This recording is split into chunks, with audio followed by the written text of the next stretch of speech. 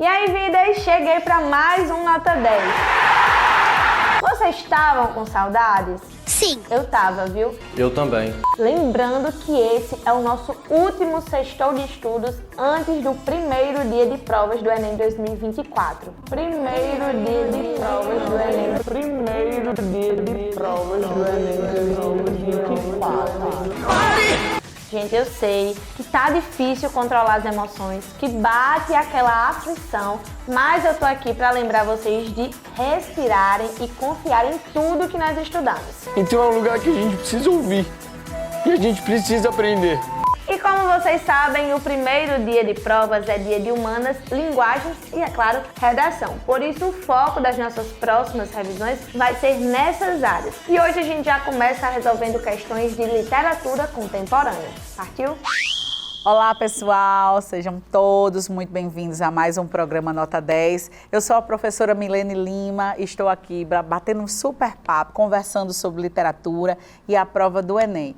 E hoje, no nosso último encontro, deste ano de 2024, eu estive aqui ao longo das últimas aulas falando sobre literatura, falando sobre as escolas literárias, sobre a competência 5 da prova de linguagens, que é essa competência que cobra de maneira mais específica o conhecimento acerca da literatura, em especial, é claro, a literatura brasileira. Então, sejam todos muito bem-vindos, espero que vocês gostem e que fiquem comigo até o final do programa.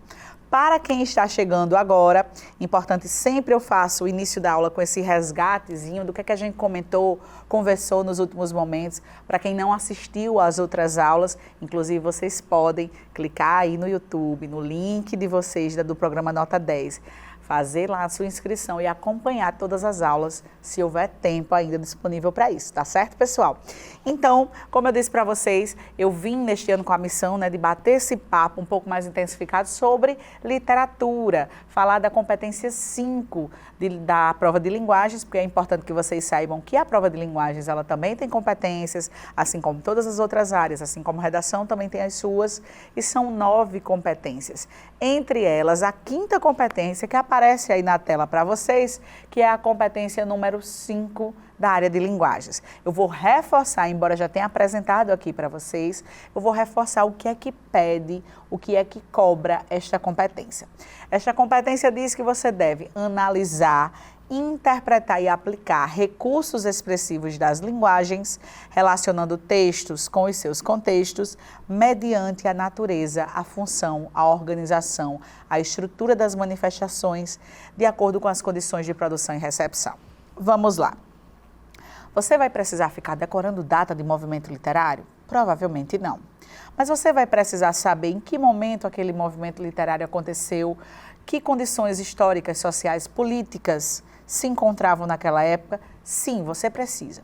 Muitas vezes a prova, ela até oferece para vocês a data do texto, oferece o momento em que o texto foi publicado, às vezes até o próprio movimento artístico literário vem mencionado no enunciado, mas isso não significa dizer que eu não precise compreender, como a própria competência diz, eu preciso analisar, muitas vezes relacionando aquele texto ao momento da sua produção. E o momento da sua produção implica o quê? Saber o momento em que aquele texto foi produzido, o momento sócio-histórico, político, em que aquele texto foi produzido, quais eram os aspectos ali que perturbavam a sociedade, o que é que incomodava. Por quê? Porque a literatura, ela é a arte da palavra, mas uma arte da palavra que muitas vezes recria, imita, inventa, reinventa a própria vida. Então, por isso que é importante que a gente saiba desses aspectos, tá certo? Revisando aqui com vocês, antes de falarmos um pouco mais da proposta de hoje, que é falar sobre literatura contemporânea, reforçar aqui para vocês quais são esses recursos, o que é que a gente estuda. Professora, rapidinho, hoje já é sexta-feira, o Enem é depois de amanhã, o que é que eu posso ainda revisar de última hora? Recursos expressivos da linguagem, ou seja, figuras de linguagem. Ao menos revise aquelas mais recorrentes, a metáfora, a personificação, a antítese, o paradoxo, certo? A gradação, a hipérbole, o eufemismo, a ironia.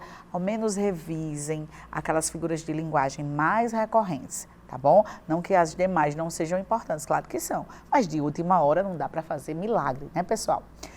Que mais? Manifestações artístico-literárias. Compreender que cada momento artístico-literário diz respeito a um tipo de produção, a um conjunto de textos que tem determinado estilo, com características unificadas ao movimento e outras distintas, diferenciadas, próprias de cada autor, autora, por exemplo. Compreender que existe uma divisão na nossa literatura, que é a literatura chamada colonial ou da era colonial e a literatura da era nacional. Compreender que a era colonial é quinhentismo, barroco e arcadismo, também chamado de neoclassicismo, porque é o momento em que o Brasil ainda é colônia explorada por Portugal. E a era nacional a partir do romantismo, em que o Brasil, pós 1822, né, já se encontra como uma nação independente de Portugal, e o romantismo se encaixa ali em 1836, a partir daquele momento. Então, a era nacional da nossa literatura começa no romantismo. E em seguida a gente tem romantismo, realismo, naturalismo, parnasianismo, simbolismo, pré-modernismo, modernismo também de primeira, segunda e terceira fase, assim como o romantismo tem 3 gerações. E aí, ao final do modernismo, o que é que a gente chama a literatura agora? E quando caem os textos ditos da literatura contemporânea, como é que a gente pode abordar? Que características gerais a gente pode encontrar na literatura contemporânea? Fiquem aqui conosco, que hoje nós vamos responder a tudo isso, tá certo? Então, continuando aí, pessoal, na tela para vocês, nós temos também conteúdo importante, as funções do texto literário.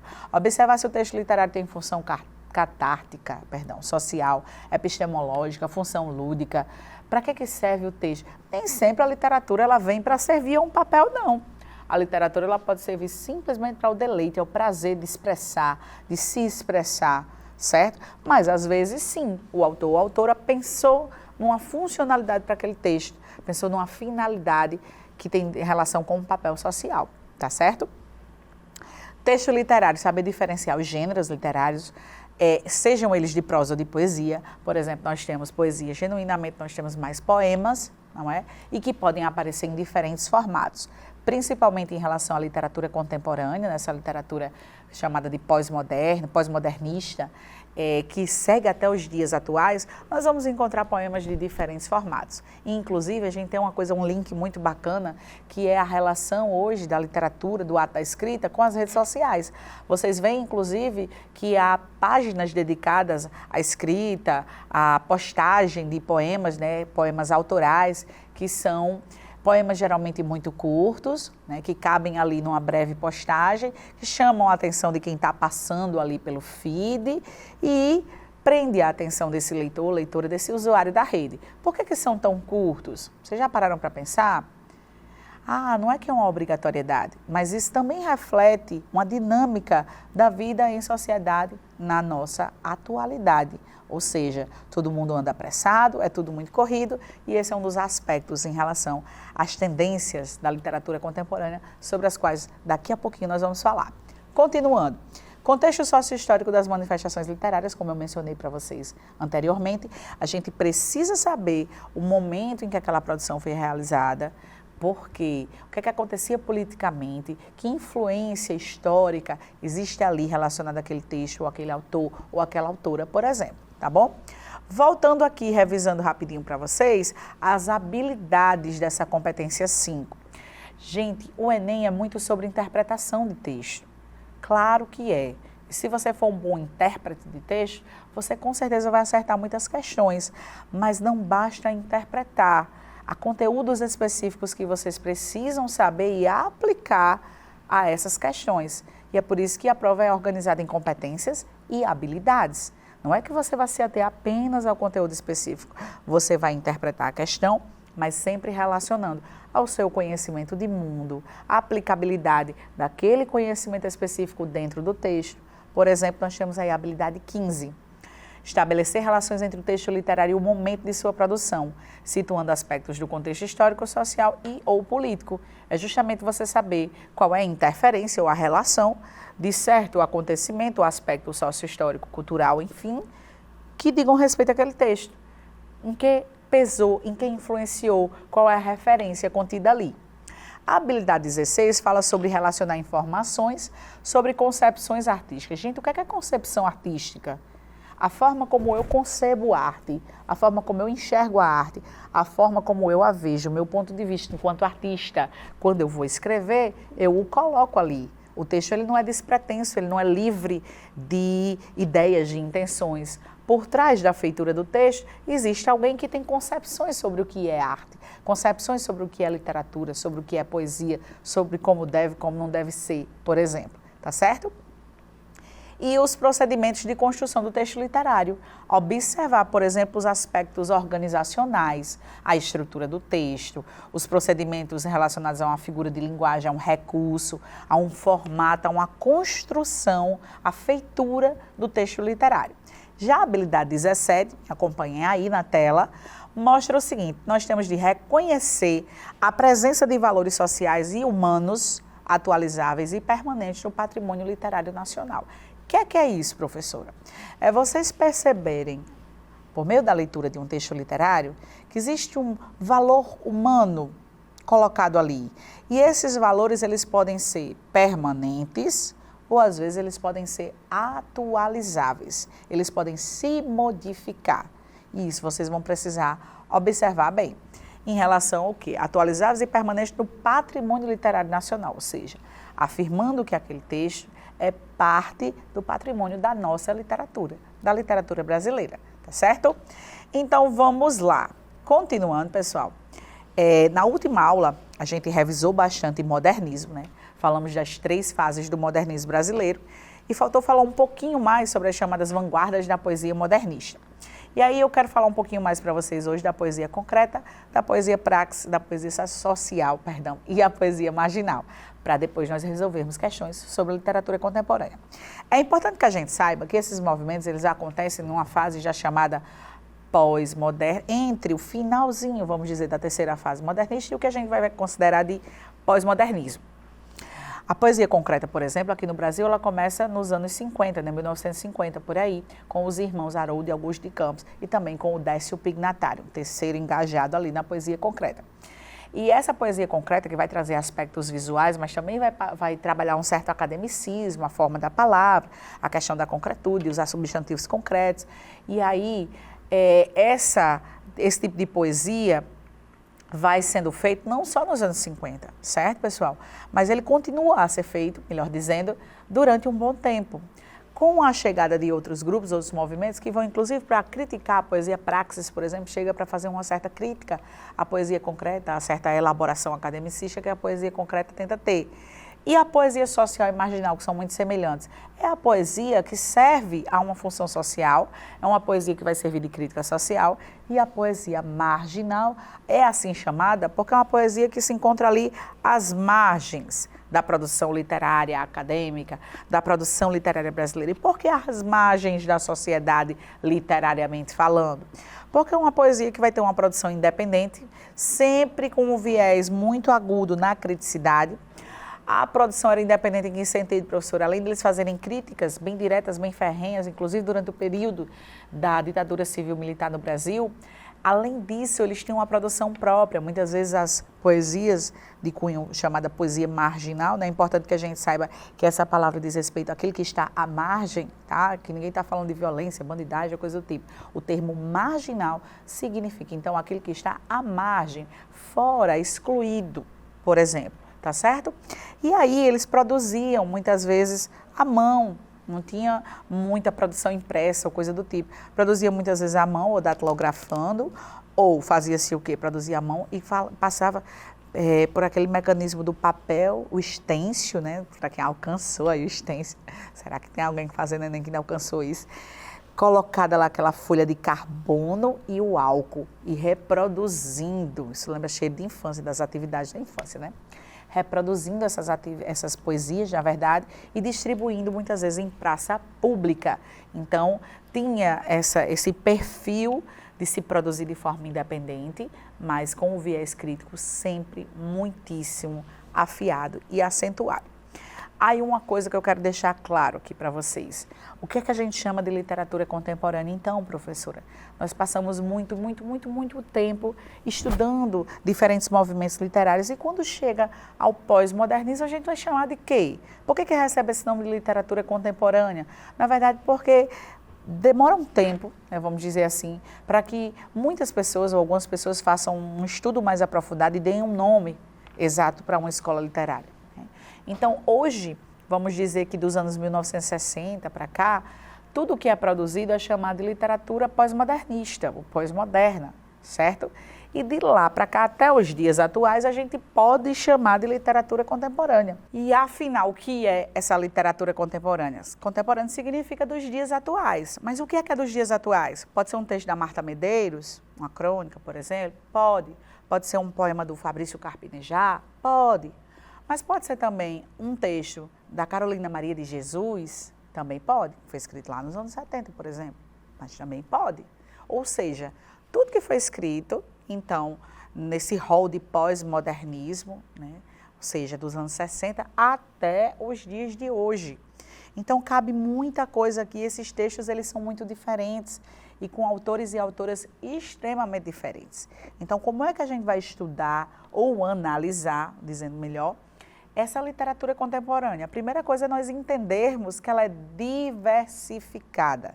Então, a palavra diversidade tem de chegar junto, com muita ênfase, de eu compreender que pode ser um conto, uma crônica, um poema, formatos muito diferentes e que também os autores eles têm estilos muito distintos e com temáticas muito distintas. Mas existe sim o que nós chamamos de tendências contemporâneas da literatura, ou tendências da literatura contemporânea, melhor dizendo. Por exemplo, eu citei mais cedo aí, no iniciozinho da aula para vocês, a questão dos textos que circulam em rede social, de como eles são curtinhos, rápidos para serem lidos, ali na postagem, num clique. Pessoal, porque um reflexo da vida moderna em sociedade é a nossa falta de tempo. As pessoas estarem sempre muito apressadas, correndo contra o tempo. Então, essa temática, ela reflete também no formato dos textos. Não significa que todo mundo vai sair por aí só fazendo texto curto, não é isso.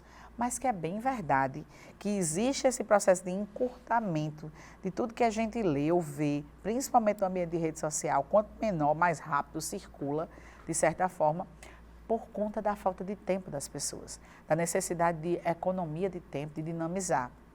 Isso faz dela uma poesia menor, inferior? Não, de forma alguma. Não se esqueçam que a palavra diversidade ela deve pesar bastante. Ou eu posso também encontrar num bom romance contemporâneo a literatura que me agrada. E se eu tenho tempo, e por que não lê-lo?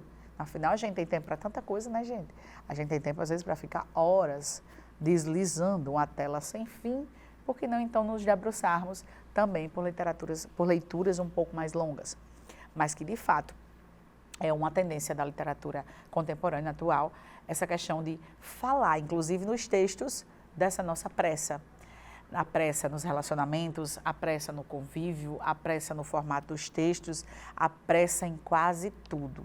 Por quê? Porque se a literatura é a arte da palavra e que recria, que reinventa, e que muitas vezes imita ou questiona a própria vida, nós precisamos também nos questionar sobre essa nossa rapidez, fluidez, né? A tão famosa modernidade líquida discutida por tantos filósofos. Ou seja, essa nossa pressa cotidiana pode ser, sim, inclusive, uma temática, um assunto para cair numa questão que reflita sobre literatura contemporânea, trazendo esse texto, essa temática.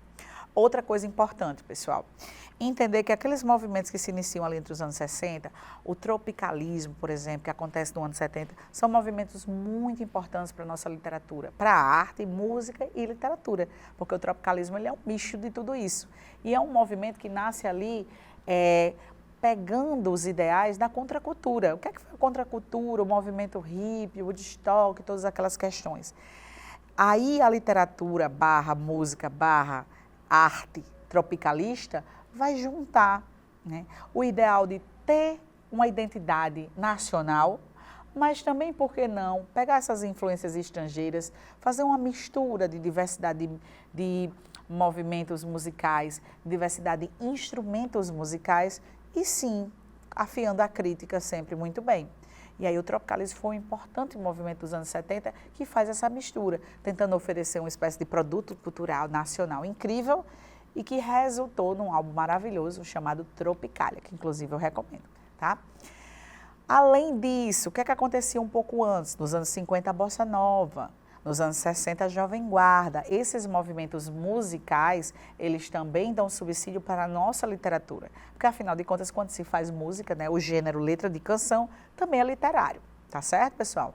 Então, não se esqueçam, se caírem questões sobre isso, vocês tentarem ter essa perspicácia, tá bom? E vamos aqui discutindo e resolvendo algumas questões. Vamos começar com essa aqui. Nós temos o texto aí chamado Descobrimento. Abancado à escrivaninha em São Paulo, na minha casa da rua Lopes Chaves, de sopetão senti um friume por dentro. Fiquei trêmulo, muito comovido, com o livro Palerma olhando para mim. Não vê que me lembrei que lá no norte, meu Deus, muito longe de mim, na escuridão ativa da noite que caiu, um homem pálido, magro, de cabelos escorrendo nos olhos, depois de fazer uma pele com a borracha do dia, faz pouco se deitou, está dormindo. Esse homem é brasileiro que nem eu, Mário de Andrade. Lembrando que Mário de Andrade é poeta do modernismo brasileiro, tá, pessoal? O poema Descobrimento, de Mário de Andrade, marca a postura nacionalista manifestada pelos escritores modernistas, em especial aqueles de primeira geração, de primeira fase, da qual faz parte o Mário de Andrade, o Oswald de Andrade, o Manuel Bandeira e outros escritores. Recuperado o fato histórico do descobrimento, a construção poética problematiza a representação nacional a fim de... Olha só, pessoal, é muito importante que quando vocês estiverem interpretando, percebam o tanto de informação que essa questão traz para vocês. Vejam bem, nós temos aqui, fala o poema, que momento ele está inserido, né? Ou seja, o poema de Mário de Andrade, inserido aí nessa postura nacionalista. Então, olhem o tanto de informação que esse enunciado traz para vocês, por isso que eu sempre digo para vocês prestarem bastante atenção. Ele diz que o poema de Mário de Andrade já insere aí como uma postura nacionalista que foi manifestada pelos escritores modernistas e fala o seguinte, recuperando o fato histórico do descobrimento, a construção poética está problematizando, está discutindo em forma de problemática, problematiza a representação nacional para quê? Conjunção aí final, locução conjuntiva final, a fim de quê? A fim de. E aí nós temos, para resgatar o passado indígena brasileiro, para criticar a colonização portuguesa, para defender a diversidade social e cultural brasileira, para promover a integração das diferentes regiões do país ou para valorizar a região norte, pouco conhecida pelos brasileiros. Percebam que tem umas informações aí que a gente de cara pode olhar e dizer, eita, crítica, modernista faz sempre crítica, mas prestem muita atenção. Nesse momento, ele está fazendo uma crítica à colonização portuguesa no Brasil? O que é que vocês acham? Depois, nós temos aí o nosso gabarito, que é a letra C, dizendo que defender a diversidade social e cultural brasileira é a finalidade desse poema relacionado a essa problematização que foi trazida recuperando o fato do descobrimento. Se vocês observarem, ele menciona um homem pálido, magro, de cabelos escorrendo, que trabalha todo dia com a borracha, ou seja, um homem lá no norte, né, nas seringueiras, né, nesse contexto de seringueiras, e que ele, por exemplo, está na cidade de São Paulo, uma outra região, que vai dormir na sua casa, e aí ele pensou, né, por meio desse poema, em defender que o Brasil é algo diverso socialmente e diverso culturalmente. Então, perceba que o próprio enunciado já diz que marca a postura nacionalista. Essa postura nacionalista quer, sobretudo, dizer, nós somos uma nação diversificada. Nós temos pessoas com culturas, com gostos, com raízes distintas, tá certo? Diversas. E aí nós temos o gabarito letra C de casa. Vamos em frente. Falei em tropicalismo aí para vocês e olha aí o disco Tropicália aparecendo aqui, né? Essa é a capa do disco Tropicália. Né? Na frente logo a gente pode perceber aí, acho que é o Gilberto Gil, isso. E entre tantos artistas, Caetano Veloso, os Mutantes que se agruparam também aos afro-baianos, né? Então vamos lá. A partir dos anos 1970, a diversidade étnica e cultural ganha maior reconhecimento com movimentos culturais tais como o tropicalismo, os afro-baianos, é importante vocês verem aí como é que está grafado, escrito afro-baianos, com H, fazendo justamente a menção à Bahia. As inserções de referências religiosas afro-brasileiras na Bossa Nova e o Teatro do Oprimido, né, que nasceu ali naqueles movimentos. Tudo isso foi antecipado pelo movimento de cultura popular fundada por Paulo Freire nos anos de 1960.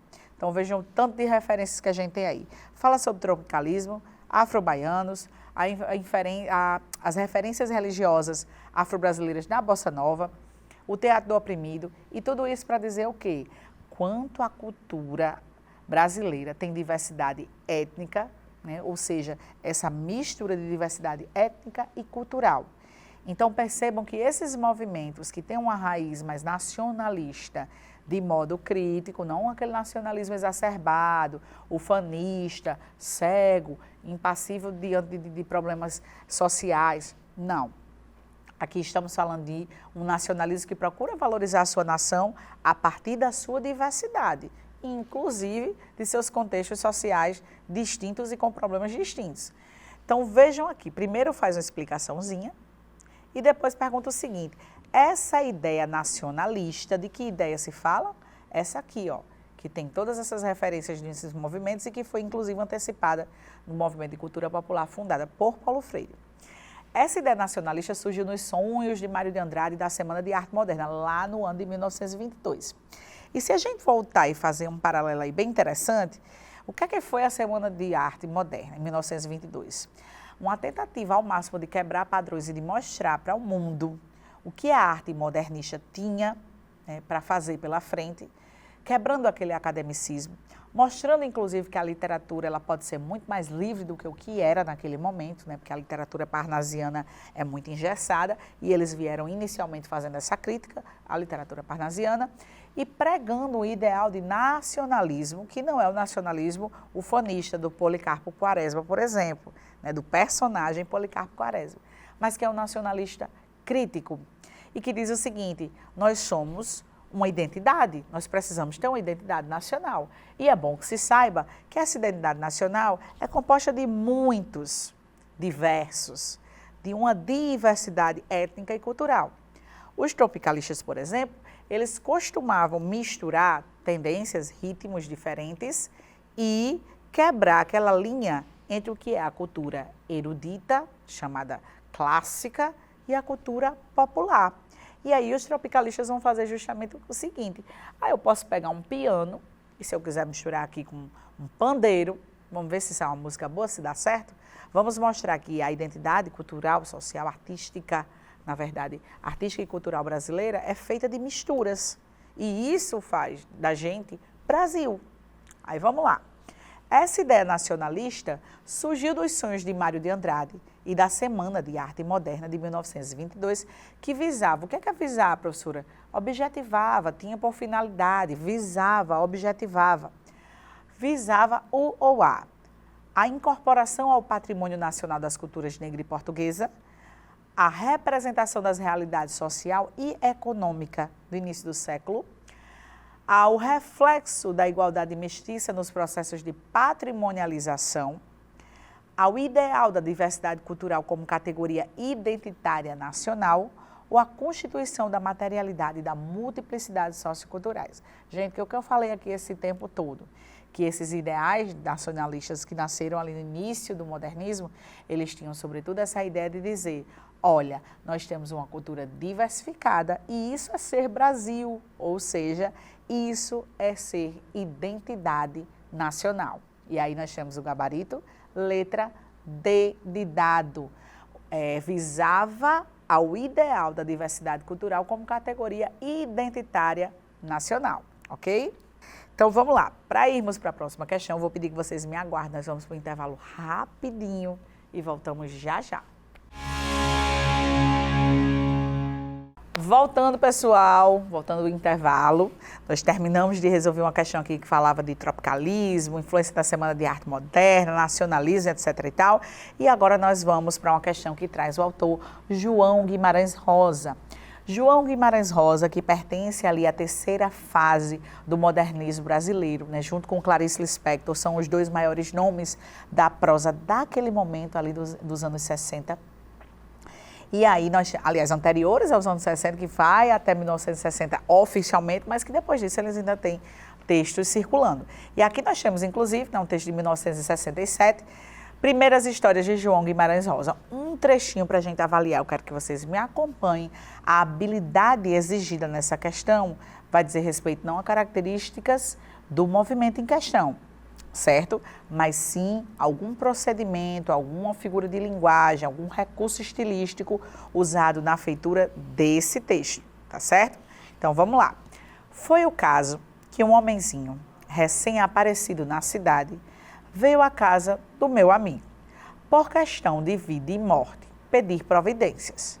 Meu amigo, sendo de vasto saber e pensar, poeta, professor, ex-sargento de cavalaria e delegado de polícia, por tudo talvez costumava afirmar, a vida de um ser humano, entre outros seres humanos, é impossível.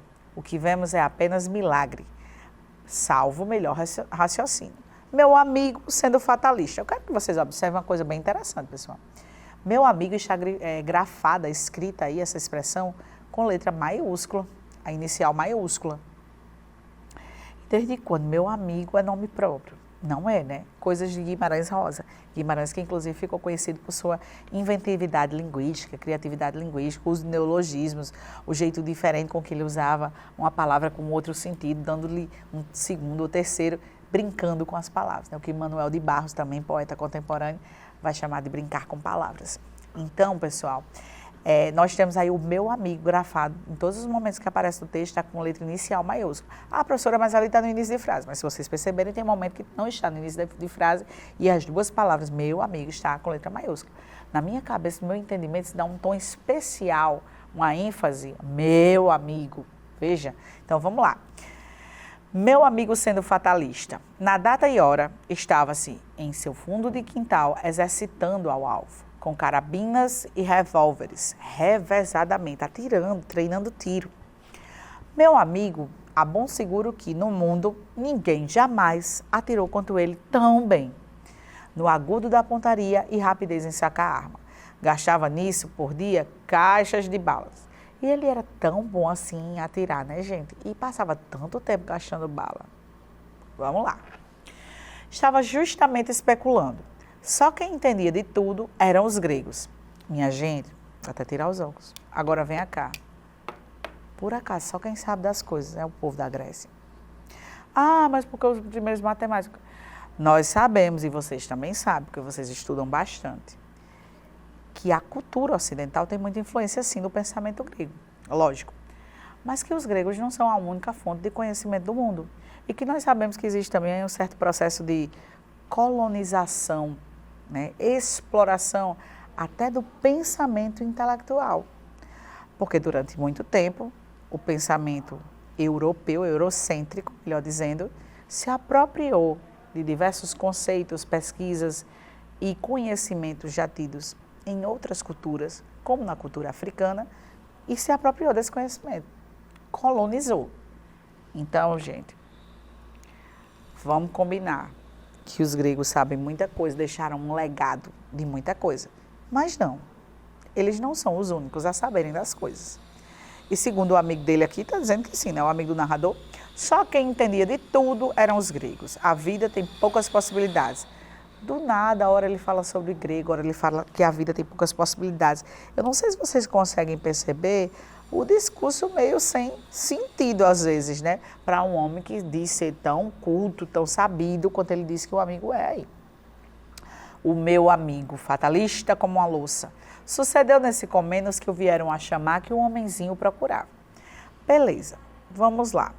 Os procedimentos de construção conferem originalidade ao estilo do autor e produzem, no fragmento, efeito de sentido apoiado na.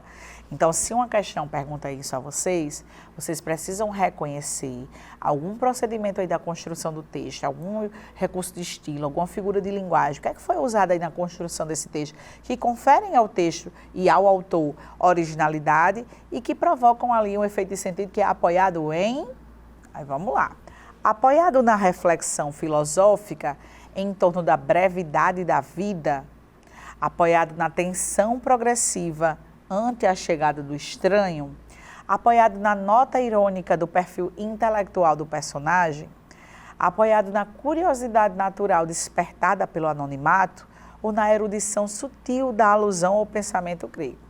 Gente, o início do texto, eu vou voltar para cá, tá? O narrador fala desse amigo que tem um vasto saber e pensar, e que era poeta, e que era professor, e que era ex-agente de cavalaria e também delegado de polícia. É muita coisa que esse cabra era, viu, minha gente? E aí a gente pode pensar, nossa, que pessoa inteligente, que cara dinâmico, quanta intelectualidade, quanta coisa.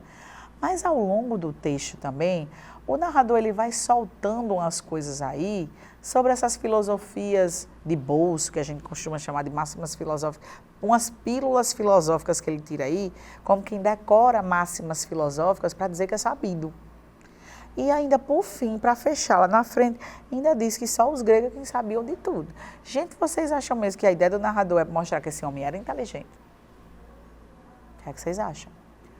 O narrador está sendo irônico, está se valendo de um recurso, de uma figura de linguagem que a gente conhece por ironia, que consiste em quê, professora? A ironia consiste em nós verbalizarmos o contrário daquilo que a gente pensa ou o contrário daquilo que a gente é.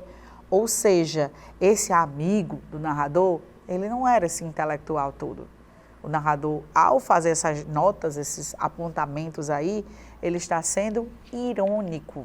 E aí nos revela esse gabarito letra C, efeito de sentido apoiado na nota irônica sobre o perfil ou do perfil intelectual do personagem. Ou seja, o autor se valeu da ironia para poder construir esse efeito de sentido sobre o perfil intelectual deste indivíduo aí que ele chama de meu amigo.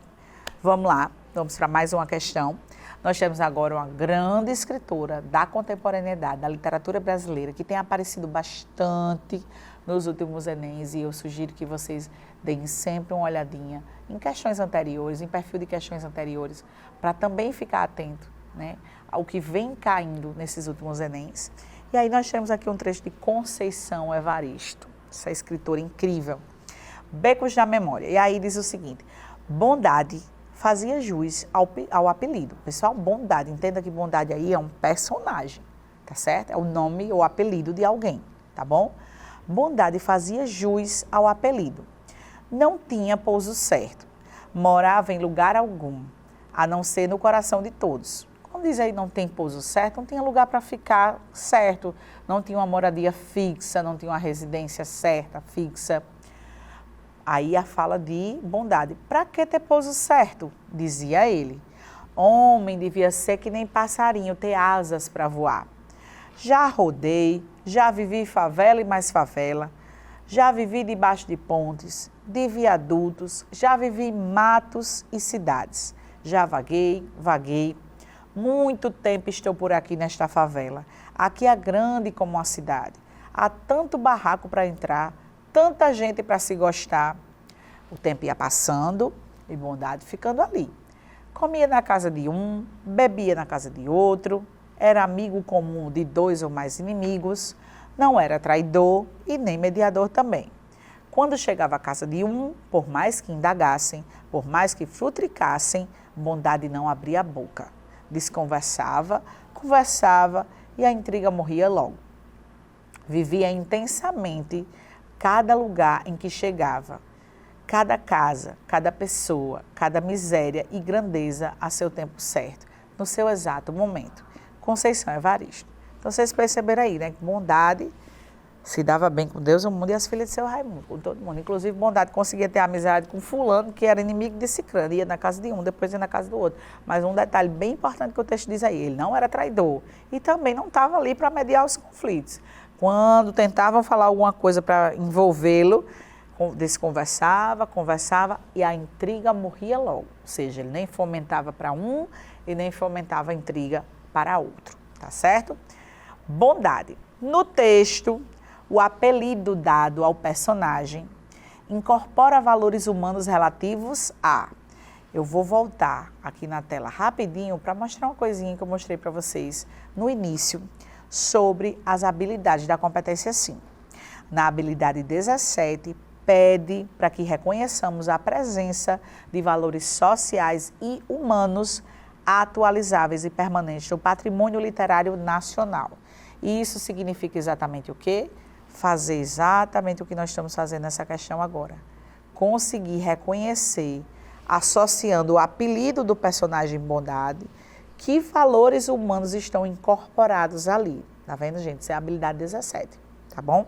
No texto, o apelido dado ao personagem incorpora valores humanos relativos a... Aí a letra A diz a sua generosidade em relação às demandas da comunidade onde vive. Que Bondade era generoso, eu acredito que fica implícito. Mas não está falando nesse texto, por exemplo, do que é que ele fazia de serviço à comunidade, às demandas da comunidade onde ele vivia, tá certo? A letra B diz pela sua capacidade de despreendimento material e benevolência afetiva. Será que isso linka com o nome Bondade? Vamos lá. No texto fica muito claro que Bondade não tinha lugar certo para viver. Vivia aqui, vivia acolá. E que ele mesmo diz, para que ter pouso certo? Vou voltar aqui o texto para vocês. Homem devia ser que nem passarinho, ter asas para voar. E aí ele fala que já rodou diversos lugares. Então, o que é que isso nos revela? Pessoa que não tem um apego, vamos dizer assim, à questão material. Ah, professora, mas isso aí é muito forte, porque muita gente vive nessa situação, não é porque não tem apego, não, é porque passa por necessidade. Claro, gente, sem dúvida nenhuma. Isso aí é inquestionável e inegociável, que muita gente, obviamente, vive assim. Aliás, todo mundo que vive assim o faz, obviamente, por não ter outra opção. Fruto de toda uma desigualdade social e questões sociais que problematizam e agravam isso. Então, a pessoa não escolhe, eu vou aqui morar debaixo da ponte. Claro que não, óbvio que não. Se a pessoa está naquela condição, de alguma forma, todo o sistema social o empurra para aquilo, não é?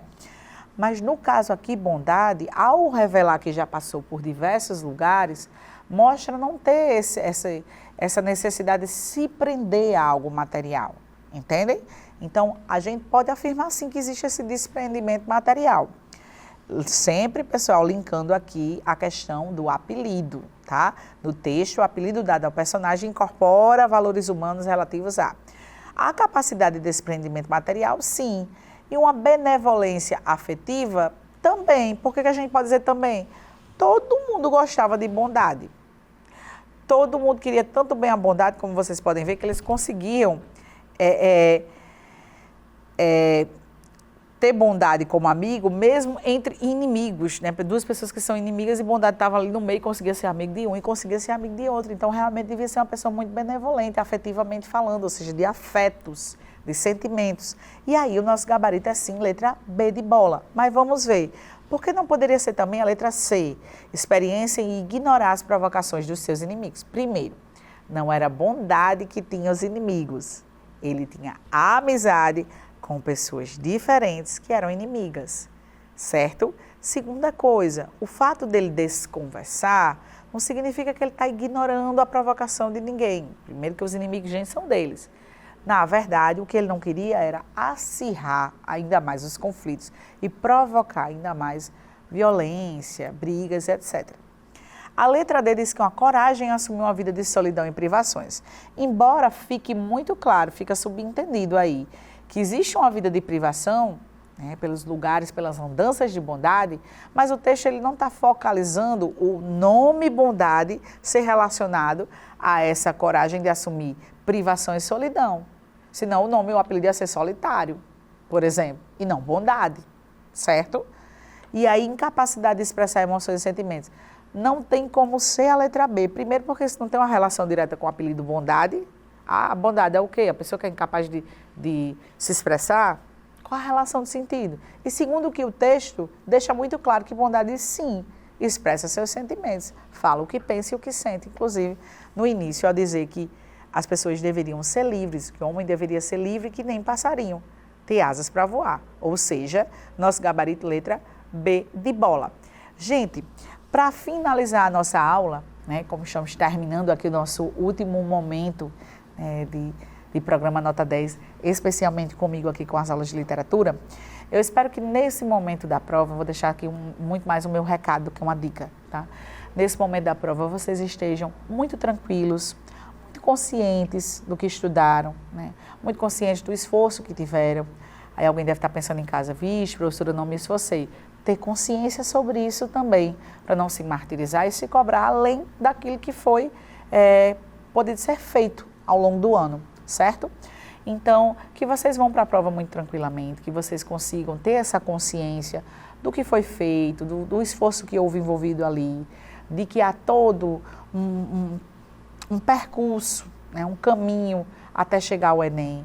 Não é só hoje, não é só nessa aula aqui que vocês estão vendo, não é só no dia da prova, que embora todo mundo tenha dito isso para vocês, uma prova não vai medir o conhecimento de vocês totalmente, uma prova não vai medir quem vocês são, mas é uma prova importante, a gente não pode ignorar isso, que é uma prova que muitas vezes vai definir uma vaga, mas todo ano ela acontece e eu espero que vocês estejam suficientemente preparados para se dar muito bem neste ano, mas que tenham também esse discernimento de aceitar que às vezes não é o nosso momento, que há todo um preparo que precisa acontecer ao longo de um ano, ou de 2, ou de 3, quantas vezes forem necessários. E ter esse discernimento e essa tranquilidade para na hora dar o seu melhor, com as ferramentas que você dispõe, eu falo aqui de ferramentas, não estou falando só a caneta, a prova lá na hora, mas sim as ferramentas emocionais, as ferramentas físicas, as ferramentas em relação a essa tranquilidade que vocês têm de ter, todas as ferramentas em relação ao conhecimento, ao que vocês estudaram, ao quanto vocês revisaram, ao quanto vocês se dedicaram. Então eu espero de coração que as aulas de literatura, né, comigo, com a professora Milene Lima, ao longo desses encontros aqui no programa Nota 10, tenham sido proveitosas, que vocês possam ter aprendido ou revisado um pouquinho, pelo menos, do que vocês vão precisar fazer nesta prova, no próximo domingo. Então, eu desejo muito sucesso, foi um prazer estar, mesmo virtualmente aqui, na companhia de vocês, espero que vocês tenham gostado bastante e nos encontraremos aí pela vida, pelas aulas, pelos aulões, pela tela, pelo YouTube, por onde vocês quiserem me encontrar. Um grande abraço, um abraço a todos da produção da TCM, grata pelo convite e que venha o Enem.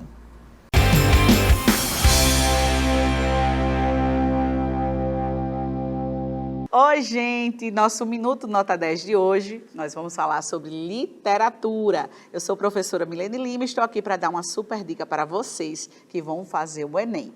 Em literatura, nos últimos anos no Enem, nós temos acompanhado uma forte tendência de exploração do texto literário, em especial da literatura contemporânea. O que é a literatura contemporânea? A literatura contemporânea é aquela que acontece do finalzinho ali do movimento modernista, se é que a gente pode dizer que o modernismo teve um final, né? A terceira fase do modernismo, que vai até 1960, 65, então tudo que é produzido nesse intervalo, do final dos anos 60 até os dias atuais, pode ser considerado, sim, literatura contemporânea.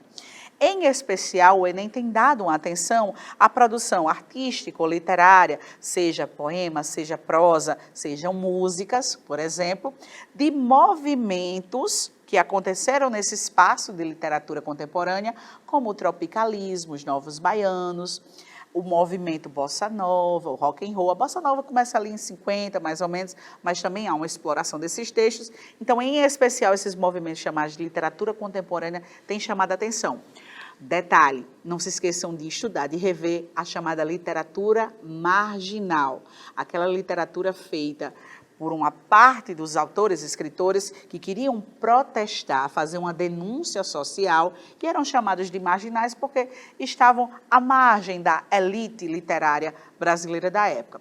Deixaram um legado de poesias incríveis como Chacal, Leminski, entre outros muitos autores que vêm caindo constantemente no Enem. Então vale a pena, como dica de hoje, revisitarem, estudarem mais um pouquinho sobre literatura contemporânea e os movimentos da poesia marginal. Um grande beijo e até a próxima.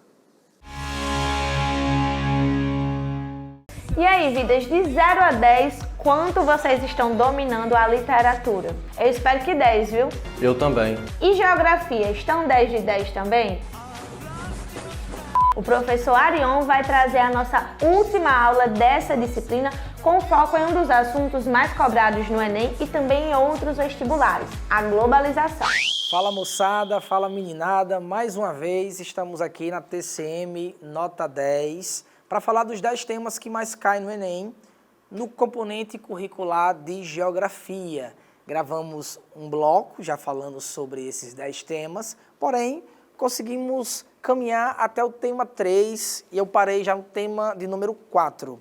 Nesses 2 blocos, vamos gravar a partir do tema 4 e finalizar até o tema 10, com os temas que mais caíram no Enem, da última reformulação em 2009 até o presente momento. Joinha, tranquilaço, belezinha.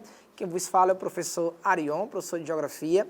E vamos lá para esses 10 temas. Então, só recapitulando, a gente viu essa tabela mostrando em termos percentuais os temas ou conteúdos, assuntos que mais são cobrados no Enem desde 2009, tá bom? Até o presente momento. Trabalhamos com o tema 1, globalização, tecnologias, comércio e transportes. Respondemos uma questão sobre globalização, mencionei também sobre o Brexit, guerra comercial entre China e Estados Unidos, migrações e crise dos refugiados, tem um bloco, uma aula, falando só sobre migrações, crise dos refugiados, fluxos populacionais, joinha. Globalização e meio ambiente, gabaritamos essa questão número 1. Também trabalhamos o tema 2, espaço urbano industrial, tá bom? Essa imagem aí trivial, tradicional, que é muito recorrente em vestibulares tradicionais e não diferente no Enem, mostrando a dicotomia entre o bairro nobre do Morumbi, no estado de São Paulo, na capital paulista, e do outro lado, do lado esquerdo do recorte magético, a favela de Paraisópolis, tá bom? Então a gente conversou sobre macrocefalia urbana, problemas urbanos e respondemos também uma questão falando sobre esse tema, espaço urbano industrial. Questões ambientais, também falamos sobre as questões ambientais no último encontro, principalmente ilha urbana de calor, chuva ácida, respondemos uma questão e paramos aqui no tema 4 sobre climas e domínios de vegetação. Bora logo para a questão para a gente tentar gabaritar o mais rápido possível para caminhar para o tema 5 e para que você que está assistindo possa se preparar da melhor maneira possível, se debruçando sobre todos os temas que foram recorrentes e que são recorrentes, até porque a prova do Enem tem uma certa previsibilidade. Não é tão complexo imaginar o que pode cair na sua prova no dia 3 de novembro de 2024. Joinha, belezinha, tranquilaço, então vem cá. Meninos, nesse recorte aí magético, fixe os olhos aí na lousa. Nós temos o seguinte, 2 gráficos. Esse gráfico aqui é chamado de climograma. Então aqui é um gráfico climático chamado de climograma, tá bom? Climograma. Todo climograma, ele vai nos dar algumas informações importantes. A primeira informação, nós temos aqui os meses do ano, tá bom? De janeiro até dezembro. Janeiro até dezembro, joinha. Além disso, nós temos também colunas preenchidas em cada mês. Janeiro, fevereiro, março. Essas colunas irão representar o índice pluviométrico ou índice de chuva naquele mês, daquele clima específico. Se for o clima equatorial, se for o clima tropical, se for o clima tropical de semiaridez, se for o clima subtropical. Então, essas colunas representam o índice pluviométrico ou de precipitações, tá bom? De chuvas. Essa linha é uma linha que nós chamamos de amplitude térmica. Essa linhazinha chamada de amplitude térmica,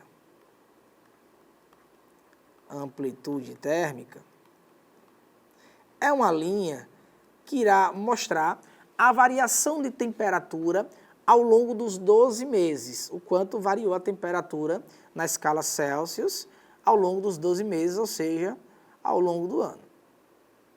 Tranquilaço, né? Ao longo do ano. Joinha. Menina, deixa eu dar um macete para vocês em termos de climograma. O Brasil tem quatro macroclimas, na verdade 3, né? Porque a gente não separa o semiárido do tropical típico, enfim. Então, existem 3 macroclimas no Brasil. Nós temos o clima equatorial, úmido, o clima tropical e o clima subtropical. 3 macroclimas. Repetindo, 3 macroclimas. Clima equatorial, clima tropical e clima subtropical.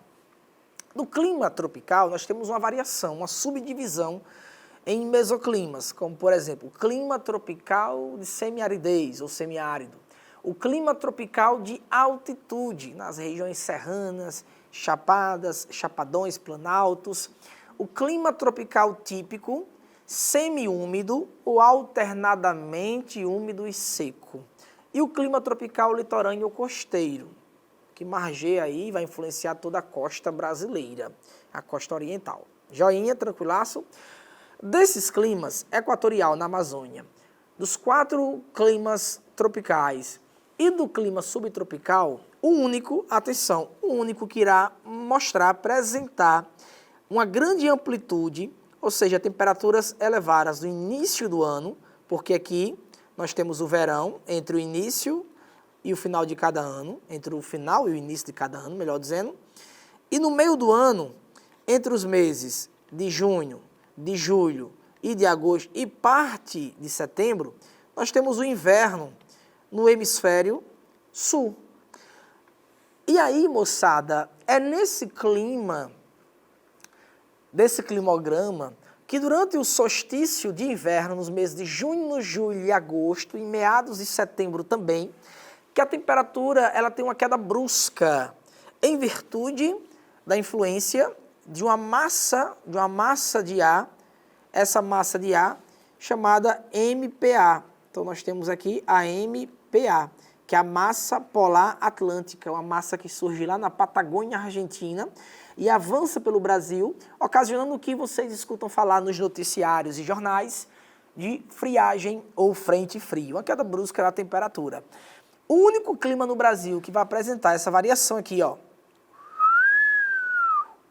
temperatura elevada, depois cai, depois sobe novamente, tipo como se fosse uma linha côncava, sinclinal, somente esse tipo de climograma estará presente somente no clima subtropical, pegando a região sul do Brasil, Paraná, Santa Catarina e Rio Grande do Sul. Joinha, todos os outros climas brasileiros, equatorial, tropical típico, tropical de semiaridez, tropical de altitude, tropical litorâneo ou úmido, eles irão apresentar uma linha oscilando pouco ao longo do ano. Essa linha que oscila pouco ao longo do ano mostra que a amplitude térmica ela é baixa, então tem uma baixa variação da temperatura ao longo do ano. A temperatura é elevada e é constante ao longo do ano, variando muito pouco de um mês para outro. Joinha? Belezinha, tranquilaço? Bora para o comando da questão, para a gente caminhar. Os climogramas acima representam 2 tipos climáticos presentes no território brasileiro. Comparando o gráfico 1 com o gráfico 2, nota-se que, alternativa A, há uma menor amplitude térmica no gráfico 1, não, há uma maior amplitude térmica. Então aqui nós temos uma maior amplitude térmica no gráfico 1. Ó, é só voltar aqui e visualizar. Olha aqui a amplitude no gráfico 1. Tá bom, joinha? B, o gráfico 1 refere-se à variação térmica e pluviométrica típica do clima subtropical. Bora pular. Alternativa C, tanto o gráfico 1 quanto o gráfico 2 são típicos de clima presente na zona tropical. O gráfico 1 não, o gráfico 2 sim. Gráfico 2, joinha. O gráfico 1 não, ele não é típico do clima tropical, e sim do clima subtropical. Tá bom? Quando a gente fala do gráfico 1, a gente está falando do clima subtropical. Joinha. Alternativa D, há uma menor amplitude térmica, no gráfico 2, sendo ele típico do clima subtropical. O início está corretinho. Quando dizer assim, ó, quando você afirma há uma menor amplitude térmica no gráfico 2, joinha, a temperatura oscila menos. Só verificar aqui, ó. Oscila menos a temperatura ao longo do ano. Joinha. Contudo, sendo ele típico do clima subtropical. Aí não, gente. Jamais, tá bom? Jamais. Show. Alternativa E, o gráfico 2 mostra a variação térmica e pluviométrica típica do clima tropical semiúmido. E aí, gráfico 2 mostra essa variação térmica e pluviométrica. Note que semiúmido, as chuvas são concentradas no início de cada ano, entre o final e o início de cada ano. E há uma sequidão, a estiagem, entre os meses de abril até mais ou menos outubro, novembro, joinha. Então aqui é mais típico mesmo, numa zona de semiaridez, tranquilo? Então nosso gabarito ficou fácil. Alternativa B é o nosso gabarito. Alternativa B. O gráfico 1 refere-se à variação térmica e pluviométrica típico do clima subtropical. Tranquilo? Bora lá. Tema 5, meninada. Tema 5 fala o seguinte, ó. Estruturas geológicas. Vem pra cá, fixa os olhos em mim. Tem uma aula também falando um pouquinho sobre isso, já no TCM nota 10. Mas só para desencargo de consciência, existem 3 formações geológicas no mundo. Dobramentos modernos, escudos cristalinos e bacias sedimentares. Joinha de boa? De boaça. No Brasil, só a título mesmo de informação, nós não temos dobramentos modernos. No Brasil nós temos dos 8 milhões e meio de quilômetros quadrados aproximadamente, que é o terreno nacional, nós temos um relevo de aproximadamente 36% de escudos cristalinos e de 64% de bacias sedimentares. Show? 36% de escudos cristalinos, 64% de escudos 36% de escudos cristalinos, 64% de bacias sedimentares. Joinha. Nesses escudos cristalinos, há a atividade da mineração, tá bom? Minerais metálicos. Extração de bauxita, cassiterita, manganês, nióbio, tá bom? Entre outros minerais metálicos, ouro, diamante, entre outros, tá bom? Mas principalmente ferro, manganês, estanho, bauxita, tranquilo? Já nas regiões de bacias sedimentares, há a extração de hidrocarbonetos ou combustíveis fósseis. Então nós temos aqui os hidrocarbonetos ou combustíveis fósseis. No caso, petróleo, no caso do Brasil, o petróleo e o gás natural. Tá bom? No Brasil, nós não temos carvão mineral em termos mercadológicos. Tem reservas pequenas, baixas, lá na região sul, mas acaba se tornando insignificantes em termos de produção e de consumo. Tá bom? E aí vai para uma questãozinha só para gabaritar. Essa questão eu já trabalhei com vocês em outra aula. O Brasil é um dos maiores produtores e exportadores de recursos minerais. E entre seus principais produtos estão o minério de ferro, o manganês e a bauxita, que são matérias-primas essenciais para vários ramos do setor industrial. Sabe-se que essa riqueza em reservas de minerais metálicos está diretamente atrelada à sua estrutura geológica. Diante do exposto e observando a imagem abaixo, podemos afirmar quanto aos recursos minerais brasileiros que, alternativa A, na Serra dos Carajás, encontra-se uma das maiores reservas de minerais metálicos do mundo. Corretinho, joinha. Responsável pela maior produção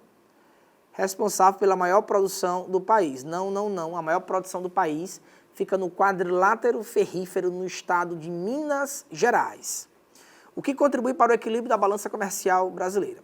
Alternativa B. Temos o seguinte, ó. O principal centro de exploração mineral está no quadrilátero ferrífero. Joinha.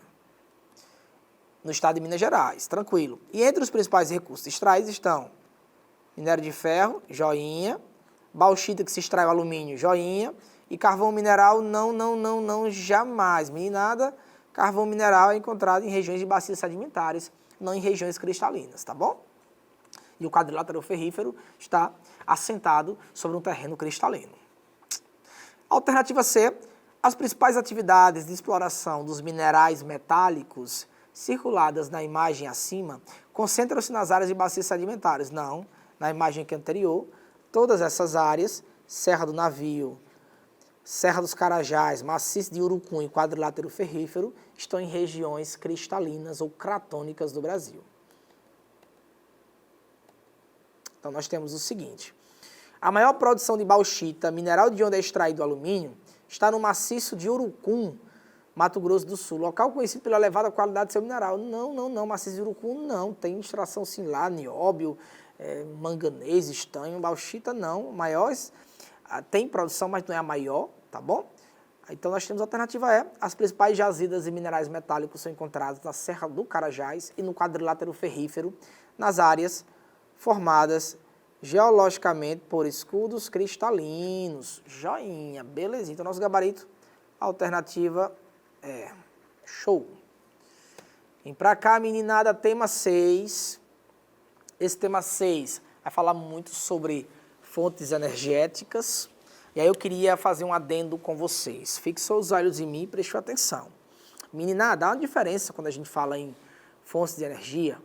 No Brasil, há uma diferença em termos de percentuais das fontes dentro de uma matriz energética e das fontes dentro de uma matriz elétrica. Primeiro, quando falamos em matriz energética, estamos falando de fontes de energia que podem ser utilizadas em vários setores. Não só no setor elétrico, não só para geração de energia elétrica, mas também para a fabricação de outros derivados, de outros artigos e fazem parte de vários ramos e várias atividades da economia de um país. Tá bom? Joinha, tranquilaço. Então, ao afirmar isso, nós estamos falando de matriz energética.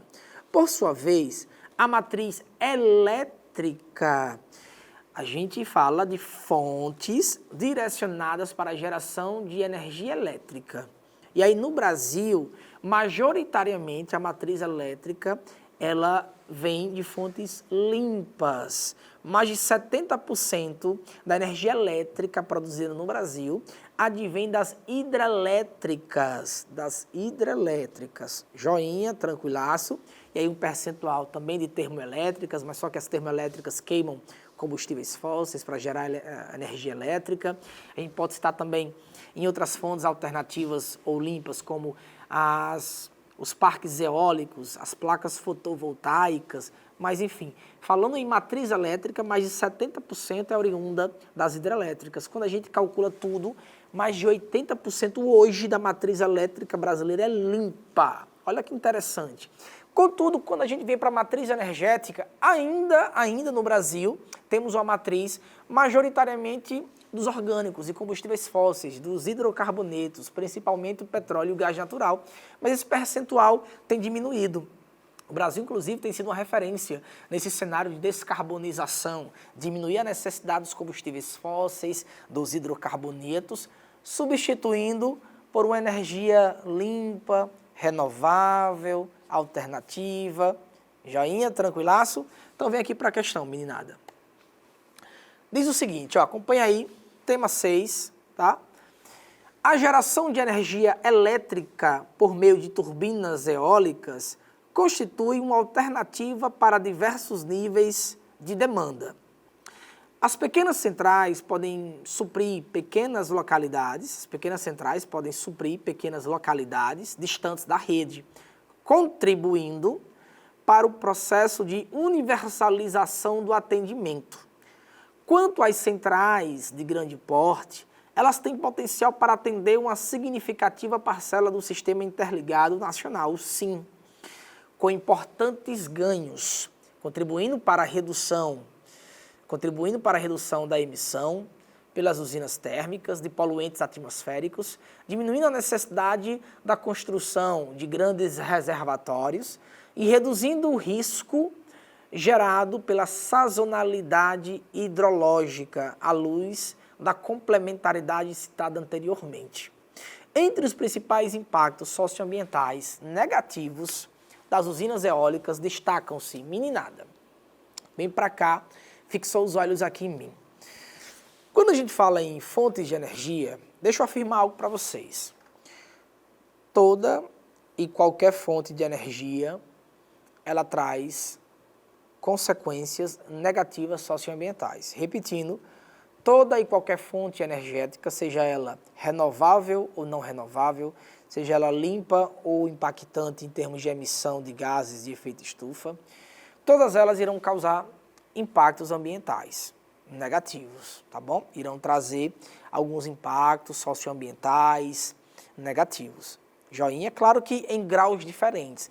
Não tem como comparar os impactos socioambientais de um parque eólico, com suas torres eólicas, com a queima dos combustíveis fósseis, como, por exemplo, a queima do carvão mineral, liberando muito óxido nitroso, dióxido de enxofre, e com isso também trazendo vários transtornos como chuva ácida, além de agravar o efeito estufa da Terra, que pode desencadear em um aquecimento global que já é muito, muito marcante nesse século XXI, esse cenário de mudanças climáticas, tá bom? Não tem como comparar. Mas toda e qualquer fonte de energia, ela traz impactos socioambientais negativos. Vou citar algumas para vocês. Os parques eólicos. Os parques eólicos, meninada, moçada, quais são os impactos da instalação ou da inserção de um parque eólico no território X ou Y em um país? Primeiro, migração das aves. As aves, elas tendem a ter uma rota fixa ou sazonal. E muitas aves, ao entrar em contato com as hélices das torres eólicas, elas perdem as vidas. Esses grupos tendem a migrar, alterar a rota em virtude dessa presença dessas torres eólicas. Joinha? Além da alteração das migrações, da alteração na migração das aves, a gente pode citar também, atenção, a gente pode citar também poluição sonora e poluição visual. Como assim poluição visual? Professor, eu acho tão bonitinho aqueles ventiladores grandes. Meninada, não importa o que você acha ou o que eu acho. Se está alterando a paisagem natural ou física, ali nós temos uma poluição visual. Tranquilo? Poluição sonora. Eu também não escuto. Ó, professor, quando eu passo na lateral de um parque eólico, claro que você não escuta. Você está em um automóvel a combustão, em uma motocicleta, e o motor ligado faz por onde você não escutar o barulho das hélices em movimento. Bem como não só o automóvel, mas outros automóveis, todo um fluxo de automóveis na via, em uma BR, enfim, próximo de um parque eólico. Mas de madrugada, na calada da noite, comunidades tradicionais, ribeirinhas, litorâneas, que muitas vezes são as mais vulneráveis e mais suscetíveis e que estão próximas a essas torres eólicas ou a esses parques eólicos, dizem que o som é ensurdecedor. Inclusive, muitas famílias saem do seu local, se mudam por não aguentar o som na madrugada, na calada da noite das torres eólicas. Então, poluição sonora, poluição visual, alteração na migração das aves e também alteração do movimento natural das dunas móveis. As dunas do litoral, elas podem ser fixas quando tem vegetação, como elas podem ser móveis, que elas circulam de acordo com a circulação atmosférica, com a circulação dos ventos. A presença desses parques eólicos pode alterar um pouquinho esse processo natural. Joinha, tranquilo, belezinha. Então a gente vem para a questão, para finalizar esse tema 6. Entre os principais impactos socioambientais negativos das usinas eólicas, nós temos aqui os impactos sonoros e visuais, tá bom? Tranquilaço? Então, meninada, a gente fica aqui com o tema 6 e retornamos em breve para mais um bloco para falar do tema 7, 8, 9 e 10. Tranquilo? Belezinha? Fui, se cuidem! TCM nota 10, quem vos fala aqui é o professor Arion Charlon, pode chamar só de Arion. Meninada, no bloco anterior a gente estava respondendo questões e revisando os 10 temas que mais caem no Enem. Iniciamos com o tema 1, fomos para o tema 2, 3. No bloco anterior, fomos até o tema de número 6. Finalizamos o tema 6 e agora, nesse bloco, vamos finalizar com o tema 7, o tema 8, o tema 9 e o tema 10, para fechar com os 10 temas que mais caem no Enem, desde a última reformulação em 2009 até o presente momento. Joinha, tranquilaço, belezinha. Então, meninada, fixou os olhos aí na lousa, pega um bloquinho, anote o que for necessário. E qualquer dúvida, pode mencionar aí no chat, pode também entrar em contato comigo lá nas redes sociais, @arionchau, tá? Pode entrar em contato, pode tirar qualquer dúvida que for pertinente. Joinha, a importância nesse momento é construir o conhecimento e prepará-los vocês da melhor maneira possível para garantir a tão sonhada aprovação. Uma nota boa no Enem, consequentemente, irá classificá-los bem dentro do SISU para pleitear uma vaga em uma universidade. Tranquilaço, belezinha? Então vem cá, meninos, sem mais delongas. Tema 7, categorias de análise da geografia. Meninos, fixou aqui os olhos em mim. Quando a gente fala em categorias de análise, toda ciência ela tem um alicerce, que esse alicerce ou essa base vai fomentar todas as discussões, temas ou conteúdos daquele componente curricular. A geografia não é diferente. Dentro do componente curricular de geografia, é claro que tem uma parte muito importante para que a gente possa conhecer a ciência geográfica. Ora, a geografia enquanto ciência ela é muito jovem. Ela vai surgir, se expandir, seus principais teóricos vão nascer ou então vão aparecer e ganhar uma certa notoriedade a partir do século XIX. Por exemplo, na escola alemã, o Frederic Hatzel, na escola francesa, o Paul Vidal de Lablache, outras escolas, como a escola americana, também será importante nessa construção da geografia enquanto ciência. Tranquilaço? Contudo, dentro das discussões triviais, dos diálogos e dos conteúdos abordados, há uma base teórica, que essa base teórica perfaz as chamadas categorias de análise da geografia. Em outras palavras, a partir dessas categorias, os conteúdos, os temas, as discussões, os diálogos, eles são apresentados e eles são desenvolvidos. Nós temos 5 categorias de análise da geografia enquanto ciência. Nós temos a principal delas, que é o espaço geográfico. O espaço geográfico seria um espaço em que há a presença humana. Então, nós temos aqui o espaço natural ou físico, mais a intervenção antrópica, ou seja, a intervenção humana. Quando o espaço natural ele é metamorfoseado, transformado, mudado pela ação do homem mediante construções, atividades econômicas, esse espaço natural deixa de ser espaço natural e passa a ser chamado de espaço geográfico. Espaço geográfico. Joinha. Além do espaço geográfico, nós temos também a categoria de território. Essa categoria de território, meninada, ela faz menção a toda e qualquer relação de poder. Então, o que seria território para a geografia? Uma relação de poder. Via de regra, o Estado-nação ela tem essa relação de poder com suas fronteiras, com sua delimitação espacial, ela tem vez e voz e ela salvaguarda, protege o seu território mediante essa legislação reconhecida internacionalmente. Então, o Estado-nação tem soberania estatal, tem soberania dentro de um cenário internacional, dentro de um reconhecimento global.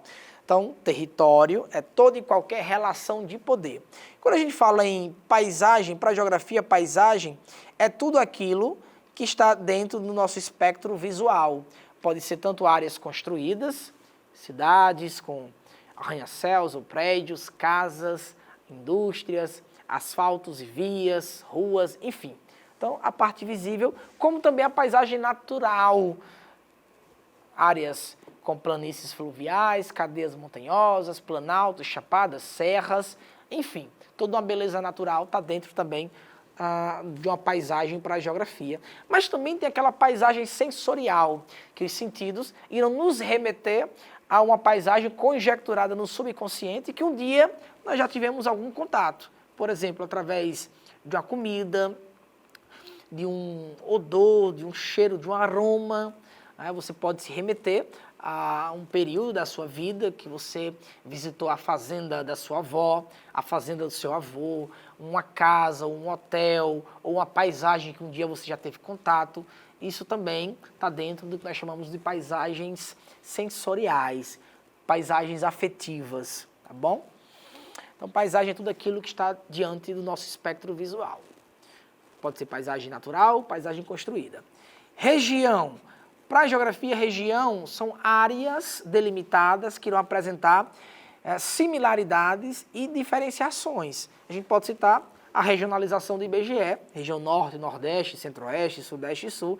Tem uma explicação óbvia, tem critérios utilizados para essa regionalização, como tem critérios utilizados para outras regionalizações, como a do Pedro Pinchas Geiger, em 1967, que regionalizou o Brasil em 3 regiões geoeconômicas: Amazônia, Nordeste e Centro-Sul, ou então a divisão regional do Milton Santos, nos chamados 4 Brasis, né? A Amazônia, o Nordeste, né? A gente pode citar o Centro-Oeste e a região concentrada, que essa região concentrada seria o Sudeste e o Sul, que segundo o Milton Santos é aquela região que o meio técnico, científico e informacional, ou a terceira revolução industrial, irá se materializar, se consolidar. Tranquilaço, belezinha. E por último, lugar. Lugar dentro dessas categorias é a que mais tem caído no Enem. Por que a que mais tem caído? Quando a gente fala em lugar, tem toda uma questão de identidade, de construção cultural e, sobretudo, de memória afetiva. Meninada, lugar para a geografia tem que ter afetividade, memória afetiva. Para você que está me assistindo, o lugar pode ser algo muito subjetivo. Um campo de futebol pode ser um lugar, o shopping center pode ser um lugar, enfim, a casa do seu amigo ou da sua amiga pode ser um lugar. Para a geografia, não. Para a geografia, lugar tem que ter característica de pertencimento. Afetividade, memória afetiva. Simbolismo. Tranquilo? Belezinha? E aí pode ser a sua casa, pode ser uma fazenda que você passou uma parte da sua infância. Então, lugar, ela tem que ter esse aspecto muito afetivo, simbólico e de pertencimento, que a gente pode até nos remeter, pegando aí as competências e habilidades, à competência 1 do caderno de humanas, tá bom? No Exame Nacional do Ensino Médio, que fala sobre cultura, identidade e memória. Nesse caso aqui, a memória afetiva do lugar para a geografia. Sem mais delongas, bora responder aqui uma questãozinha, tá bom? Que diz o seguinte, olha aqui, meninos, acompanhem comigo. Os gaúchos que moram fora do Rio Grande do Sul costumam preservar suas tradições, principalmente o hábito de tomar chimarrão com os amigos e o uso do tu nas suas conversas. Entretanto, o orgulho de ser gaúcho levou a um movimento de cultura popular ainda maior, o surgimento dos Centros de Tradições Gaúchas, CTGs. Existem atualmente 1.103 entidades fora do Rio Grande do Sul, espalhadas por 23 estados, o que representa 38% do total de 2.834 instituições em todo o Brasil. O texto mostra como o gaúcho se relaciona com o espaço de uma forma cheia de significados e particularidades. O conceito geográfico mostrado nessa relação seria de quê, gente? Espaço geográfico? Não. Território, relação de poder também não. Paisagem também não. Região? Não. Então, o gabarito aqui é lugar, porque tem aqui toda uma memória afetiva, toda uma identidade tradicional, com manifestações tradicionais, com a construção individual e coletiva, tá bom? Tranquilaço, belezinha. Vem para cá para o tema 8. Esse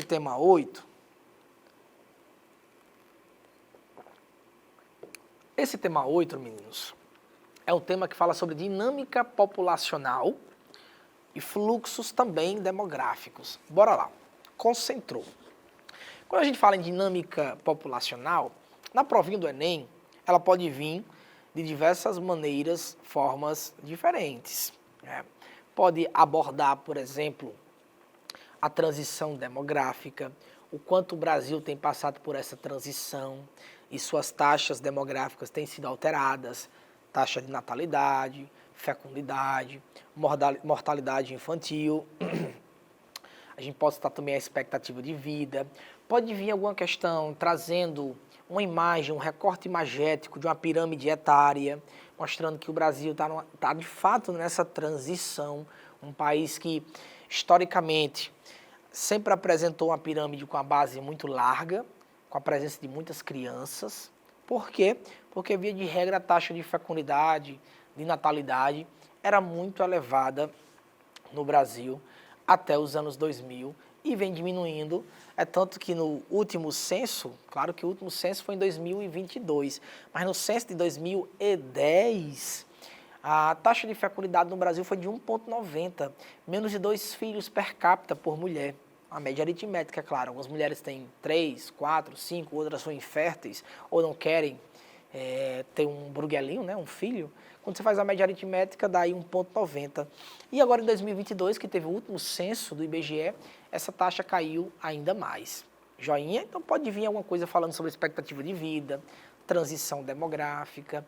Teorias demográficas não vêm caindo, mas pode vir as teorias tanto de controle de natalidade, como a que é contrário a esse controle de nascimento. Então nós temos as teorias malthusianas, teoria malthusiana, neomalthusiana, ecomalthusiana, a teoria reformista, que é contrária a esse controle, que é contrário a esse controle de natalidade. Enfim, a gente pode citar a política do filho único na China. Então pode vir de várias formas falando sobre aspectos demográficos, características sociais, econômicas do Brasil, a população periférica. Mas no caso aí dessa imagem que vocês estão vendo, a gente está falando da taxa de fertilidade e fecundidade global, que tem caído, e o viés, a tendência, é que em 2050 atinja o patamar que a ONU considera como o ideal para a reposição de mão de obra. O ideal para a taxa de reposição de mão de obra, que é 2,1 a 2,2. O Brasil já está bem abaixo disso, está 1,90 e já caiu mais ainda agora em 2022, no último censo. Só a título de informação, desencargo de consciência, meninada. Bora lá. Os censos, ou recenseamento do IBGE, ele ocorre de 10 em 10 anos. O último tinha ocorrido em 2010. O próximo deveria ter ocorrido em 2020. Porém, em 2020, estávamos no ápice do SARS-CoV-2, da Covid-19, da pandemia do coronavírus. Então, não foi aplicado o censo em 2020. Em 2021, não tinha recursos destinados para o censo. O governo não tinha destinado especificamente um recurso para aplicar o recenseamento. E esse censo foi aplicado só em 2022. Joinha, só para desencargo aí de vocês. Um outro ponto importante. Quando a gente fala em taxa de fecundidade, pode vir na prova também taxa de natalidade. E aí confunde muito a cabeça de vocês que estão se preparando. Porque ambos falam em nascimento. E qual a diferença? A taxa de natalidade é o número de nascidos no intervalo de 12 meses, de um ano, de um país. Por isso que vocês escutam mais falar em taxa de natalidade do que de fecundidade. Porque para governantes, um prefeito, um deputado, um senador, um presidente da República, saber como a taxa de natalidade de um país anda, de uma cidade, de um estado, é bem mais importante para traçar políticas públicas a curto e médio prazo do que analisar a taxa de fecundidade, que ela requer outros parâmetros, análise de outros parâmetros e outros fatores dentro aí dessa queda ou desse avanço da fecundidade. O Brasil tem caído historicamente nos dois dados, nos dois indicadores, tanto natalidade como fecundidade. Só que quando a gente fala em natalidade, é o número de nascidos no intervalo de 12 meses, de um ano, tá bom? Que tem caído no Brasil. E a taxa de fecundidade é o número de nascidos per capita durante o período reprodutivo de uma mulher, da menarca, primeira menstruação, até a menopausa, que é o período reprodutivo. Nesse interregno, nesse intervalo, se a mulher teve 5 filhos, ela teve 5 filhos por ela, per capita, por cabeça. Joinha, mas claro que é uma média aritmética, tá? Na década de 60, 40, 50, essa taxa era de mais de 6 filhos per capita. Algumas mulheres tinham 14, 15 filhos, 20, outras tinham 3, 2 ou eram infértil. Quando fazia a média aritmética, dava aí 6 ponto alguma coisinha. Era muita coisa. Hoje a gente tem abaixo de 2. que inclusive não é nem ideal, segundo a ONU, em termos de reposição de mão de obra. Então é bem provável que em um futuro não tão próximo assim, o Brasil sofra com reposição de mão de obra. Mas acredito que eu e você que está assistindo, nós não precisamos nos preocupar nesse momento com isso, tá bom? Joinha? Mas vem para cá, você precisa se preocupar na questão. Tem esse recorte aí magético, mostrando a taxa de fecundidade por níveis de renda. Percebam que quanto menor a renda, maior será a quantidade de filhos per capita. A interpretação é assim desse gráfico. Ó. Aqui está a renda. Deixa eu voltar, só um momento. Aqui está a renda. Aqui nós temos a renda, certo? E aqui nós temos a variação do número de filhos por mulher. Joinha. Na renda, notem que na medida em que aumenta a renda, em que há um aumento da renda, a quantidade de pessoas, famílias, de países, na verdade, a quantidade de países que só tem um ou no máximo 2 filhos, quando aumenta a renda, é maior. Então, quanto maior a renda, menor será a quantidade de filhos ou da taxa de fecundidade, e isso daqui nós temos um número maior dos países desenvolvidos, ricos, centrais. Quando a taxa de fecundidade, ela cai, ela despenca, ela é menor, aí vai aumentar o que aqui, ó? O número de filhos per capita. Então, o número de filhos vai ser maior, entre 4, 5, 6, em países que a renda per capita, a renda por cabeça, ela é menor. Joinha? Então, vem para cá para a questão que dá para a gente gabaritar já, certo? Deixa eu apagar aqui para vocês. Deixa eu apagar aqui para vocês. Então, nós temos o seguinte, ó.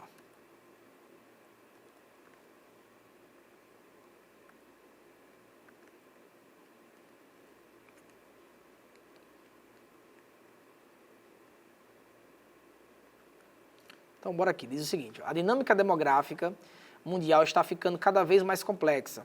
Existe um grupo, nós temos aqui, ó, existe um grupo de países que apresenta altas taxas de fecundidade, outro grupo que possui fecundidade em torno do nível de reposição, 2.1, tá? Deixa eu já apagar aqui para dar uma melhorada, porque... Pronto, peraí. Joinha, meninada. Eita, que essa luz aqui... Bora. Diz assim, ó. A dinâmica demográfica mundial está ficando cada vez mais complexa. Deixa eu achar aqui o pincel aqui. Só um momento. Vamos lá. Existe um grupo de países que apresenta altas taxas de fecundidade. Outro grupo que possui fecundidade em torno do nível de reposição, 2.1. 2.1. E o terceiro grupo que apresenta taxas de fecundidade muito baixas. A renda per capita é a renda, valor equivalente ao produto interno do país, dividido por sua população, número de habitantes. É a espécie de termômetro do nível de desenvolvimento do país em questão. Olha o comando. Mesmo tratando-se de medição imperfeita, a relação empírica entre renda per capita e taxa de fecundidade é que, alternativa A, quanto menor a renda, menores são as taxas? Não. Quanto menor a renda, maiores são as taxas. Aqui é inversamente proporcional. Alternativa B. A renda per capita não influencia nos valores? Influencia sim. C. Países com baixa fecundidade tendem a apresentar renda per capita elevada. Ah, tá bonitinho aqui, né? Então dá pra gente gabaritar já, para não perder tempo. Alternativa C é o nosso gabarito. Joinha. Países com baixa fecundidade tendem a apresentar renda per capita elevada. Beleza. Bora lá para o tema 9.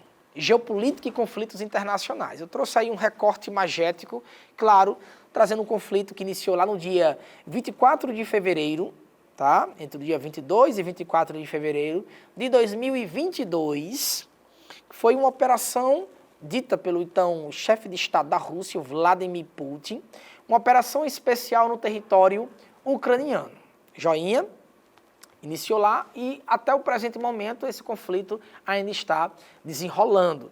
Claro que esse conflito é muito mais histórico do que apenas um recorte de 2, 3 anos, tá bom? Em fevereiro agora de 2025, irá, entre aspas, se lembrar 3 anos, ou se comemorar, mas ninguém comemora um conflito, 3 anos do início dessa operação, dessa guerra na Ucrânia, que o Putin chama de operação militar da Rússia na Ucrânia.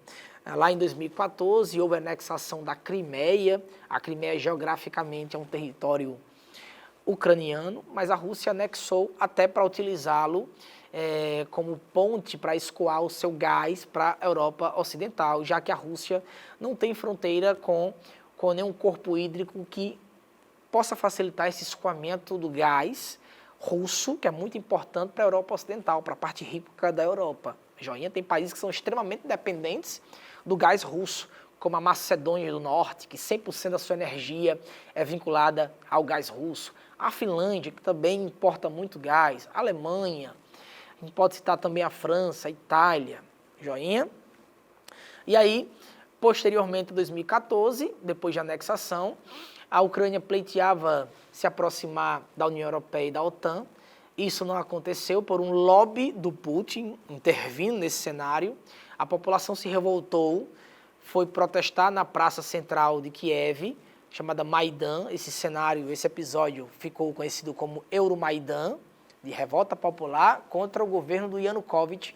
O Yanukovych caiu, quem assumiu foi o Poroshenko. O Poroshenko finalizou o mandato, depois teve as eleições do próprio Poroshenko contra o Volodymyr Zelensky, e o Zelensky assumiu como chefe de Estado, ganhou as eleições, não tinha histórico político, não vinha de uma família tradicional política, era um ator de novela, de filmes, de documentários lá na Ucrânia.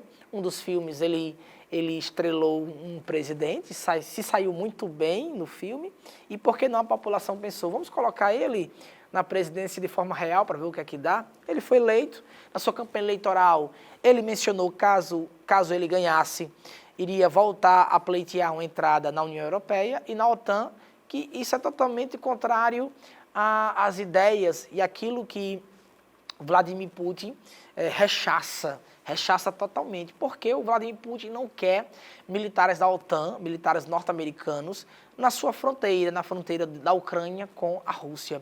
Lembrem aí que a Rússia tem a sua maior fronteira com a Ucrânia. O país que tem a maior fronteira com a Rússia é a Ucrânia. E são os 2 maiores países desse contexto euroasiático, principalmente o europeu, né? A Ucrânia é o maior país da Europa, tirando a Rússia. E a Rússia, como é euroasiática, claro, ela é o maior país do mundo, é o maior país em tamanho territorial, com mais de 17 milhões de quilômetros quadrados. Claro que como é que está o cenário hoje? Está o cenário de operações ofensivas dos 2 lados. A Ucrânia não quer cessar o conflito sem recuperar suas terras perdidas, as províncias de Zaporizhia, de Kherson, de Luhansk, a também província de Donetsk, né? E a Rússia diz que para cessar o conflito, a Ucrânia tem que evitar, não mais direcionar em direção a uma inserção, a uma introdução na União Europeia, e também não pleitear mais ingressar na OTAN, e além disso, não pedir ou não lutar pelo retorno das terras que foram já anexadas pela Rússia, tanto a Crimeia como no leste europeu, as províncias de Zaporizhia, Kherson, Luhansk e Donetsk. Então, gabaritando aqui, nós temos o seguinte: o mapa abaixo representa a quantidade de gasodutos russos que atravessam a Ucrânia em direção à Europa Ocidental. E para a questão. Desde 2013, Rússia, Ucrânia, Crimeia e União Europeia, aliadas à OTAN, têm transformado a região em um hotspot de conflitos. De um lado, a Rússia busca manter uma hegemonia regional e a dependência da União Europeia sobre o gás de seu país. De outro, a União Europeia tem buscado aumentar sua zona de influência sobre a Ucrânia, reduzindo a dependência com a Rússia. Considerando a Rússia como pivô desta desordem geopolítica, que a alternativa comprova esta necessidade de depender menos da Rússia. Meninada, o gabarito aqui fica fácil, tá bom? A gente aqui pode falar que é a letra C, para a gente correr aqui contra o tempo. Para a União Europeia, transformar a Ucrânia em zona de influência significa reduzir a dependência do gás russo fornecida pela estatal Gazprom, favorecendo a demanda de preços. Joinha. E para finalizar, tema 10, espaço rural, espaço agrário campestre. Esse é um tema trivial, vai estar no seu caderno no dia 3, não tenham dúvidas disso. Nos últimos 3, 4 anos, eu não lembro de um caderno sem vir, no mínimo, 3 questões de espaço agrário. Conflito de terras, técnicas agrícolas, espaço ruralizado, impactos ambientais no espaço campestre, avanço da fronteira agrícola e avanço da soja. Tá bom? Vamos para a questão. Nós temos assim, ó, país da soja, tem um recorte mostrando a expansão da soja. Até a década de 70, ela era plantada apenas na região sul, por questões fisiográficas, naturais. A partir da década de 70, quando chegou no Brasil a Revolução Agropecuária, a Revolução Verde, mecanização e modernização do campo, houve um avanço da soja, dessa commodity, que é o principal produto primário na balança comercial de exportação brasileira. Avançou para o centro-oeste, para o sul da Amazônia, para o sudeste e para o sudoeste do nordeste, uma região chamada Matopiba ou Mapitoba, Maranhão, Piauí, Tocantins e Bahia. Claro que Tocantins está ali pertinho, mas dentro da região, dentro da regionalização do IBGE, faz parte da região norte e apresenta características do Cerrado, mas está ali fazendo divisa com estados nordestinos como Bahia, tá bom? Maranhão, show? Piauí.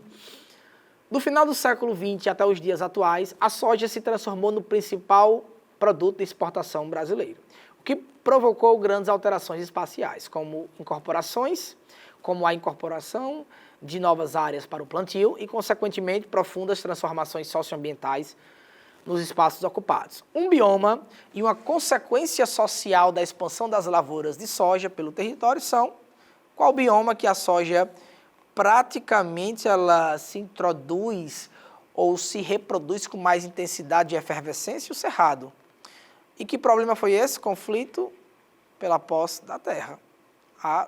Houveram muitos conflitos pela posse de terras em áreas de plantações de soja. Joinha, então nosso gabarito, sem mais delongas, é a alternativa A. Então, meninada, a gente finaliza por aqui. Foi corrido, mas é isso, para que vocês possam pincelar, ter uma ideia dos 10 temas que mais caíram de 2009 para cá.